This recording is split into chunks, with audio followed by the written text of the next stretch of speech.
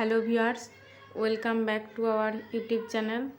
আজ আমরা সপ্তম শ্রেণীর পঞ্চম অধ্যায়, যে অধ্যায়টির নাম নদী, সেই অধ্যায়ের 58 নম্বর পৃষ্ঠা থেকে আজ আমরা পড়ব।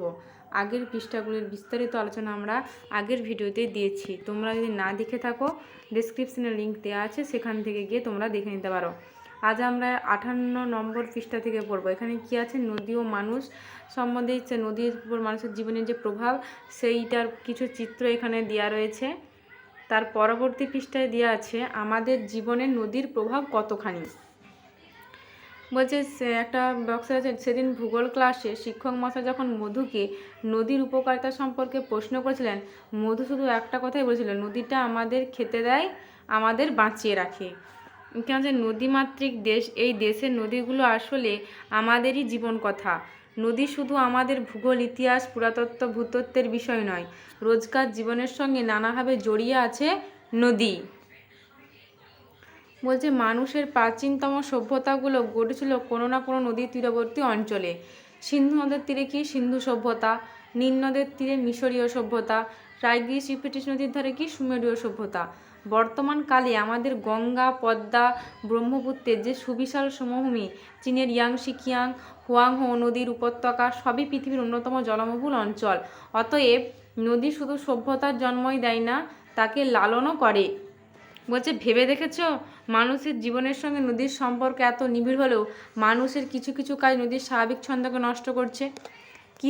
কৃষি ব্যবস্থার প্রসার, শিল্পায়ন, নগরায়ন ইত্যাদি নানাভাবে নদীকে প্রভাবিত করছে। বন্যা নিয়ন্ত্রণের জন্য নদীর পাড়ে কৃত্রিম বাঁধ তৈরি করলে সাময়িক সুফল পাওয়া গেলেও শেষ পর্যন্ত তা আরও ভয়াবহ বন্যারই কারণ হয়ে উঠেছে। একদিকে কৃষি জমি থেকে ধুয়ে আসা পলিতে নদী ক্রমশ ভরাট হচ্ছে, আর অন্যদিকে সেচের জলের যোগান দিতে নদী ক্রমশ শুকিয়ে যাচ্ছে। তার বলতে শহর শিল্পাঞ্চলের বর্জ্য জল নদীতে অবাধে মিশে গিয়ে নদীর জল ক্রমশ কী করছে, বিষাক্ত করে তুলে জল দূষিত করছে। বলছে ছবির কোলাজ দেখে সব লিখে ফেলা যায়। এখানে একটা নদীর প্রভাব এবং আমাদের জীবনের উপর কী প্রভাব ফেলে নদী, সেই সম্বন্ধে একটা ছক আছে। প্রথমে কী হচ্ছে, নদীর প্রভাব, নদীর জল আমাদের জীবনে কী প্রভাব ফেলে। নদীর জল কি সারা বিশ্বে উদ্ভিদগুলো, প্রাণীগুলো বা জীবগুলোর প্রাণের উৎস। জল ছাড়া কোনো প্রাণী বা উদ্ভিদ কেউই বাঁচতে পারবে না। তারপর বলছে পলিমাটির সমভূমি আমাদের জীবনে কী করে না, কৃষিকাজ, নগরায়ন, সভ্যতার উন্নতি। প্লাবন ভূমি ও কৃষিকাজ কী করে না, প্লাবনের ফলে প্লাবনভূমিতে উর্বর পলিমাটির সঞ্চিত হয়, যা কৃষি জমিতে পরিণত হয়, যা ফসল উৎপাদনে সাহায্য করে। তারপর আছে জলসেচ, নদী থেকে খাল কেটে দূরবর্তী কৃষি জমিতে কী করা হয়, জলসেচ করা হয়। জলবিদ্যুৎ না, পার্বত্য মালভূমি অঞ্চলে খরস্রোতা নদী থেকে জলবিদ্যুৎ উৎপাদন করে বিদ্যুতের চাহিদা মেটানো হয়। নদীর মাছ আর প্রাণী, নদীর মাছ ধরে জীবিকা নির্বাহ করা হয়। জলজ প্রাণী হাঙ্গর থেকে কড লিভার অয়েল তৈরি হয়। পরিবহন, নদী হলো জল পরিবহনের ব্যবস্থার গুরুত্বপূর্ণ মাধ্যম। কৃষিবাদে নৌকা, স্টিমারের মাধ্যমে পরিবহন হয়।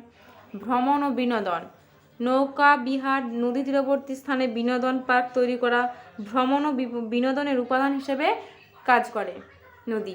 তারপরে বলছে পরিবেশ, বাস্তুতন্ত্র ভারসাম্য। কী বলছে না, আমাদের জন্য কী বলে, নদীর জল, পলিমাটি, উদ্ভিদ প্রাণীর বিকাশ, মাটির নিজের জলের ভারসাম্য রক্ষা। পরবর্তী পৃষ্ঠায় বলেছে, ওটা হচ্ছে উৎস। পরবর্তী পৃষ্ঠায় বলেছে ছবিটাকে বুঝতে পারলে, ওইখানে একটা চিত্র দিয়েছে, নদীর উৎস আর মোহনার ছবি দেওয়া আছে। তারপর বলছে ছবিটাকে বুঝতে পারলে শব্দগুলো খুঁজে বার করে। এখানে কিছু সূত্র দেওয়া আছে, এই সূত্র থেকে আমি এখানে করে রেখেছি, তবুও একবার বলে দিচ্ছি। সূত্র থেকে কি হবে, এখান থেকে খুঁজে বার করতে বলেছে। নদী যেখানে মেশে তাকে সেখানটি কী বলা হয়, মোহনা। যে নদীতে সারা বছর জল থাকে তাকে কী বলা হয়, নিত্যবহ নদী। মূল নদী থেকে যে নদী বেরিয়ে যায় তাকে কি বলা হয়, মূল নদী থেকে যে নদী বেরিয়ে যায় তাকে বলা হয় শাখা নদী। যে ভূখণ্ড বৃষ্টির জলকে বিভিন্ন দিকে ভাগ করে দেয় তাকে বলা হয় জলবিভাজিকা। তারপরে আছে শুষ্ক অঞ্চলে সুখবীর গিরিখাত, যাকে বলে ক্যানিয়ন। তারপর নদীর জল ওপর থেকে নিচে ঝাঁপিয়ে পড়ে ড্যাশ সৃষ্টি করে, জলপ্রপাত। নদীর দুধারে বন্যার সময় পলি সঞ্চিত হয়ে কী করে, প্লাবন ভূমির সৃষ্টি হয়।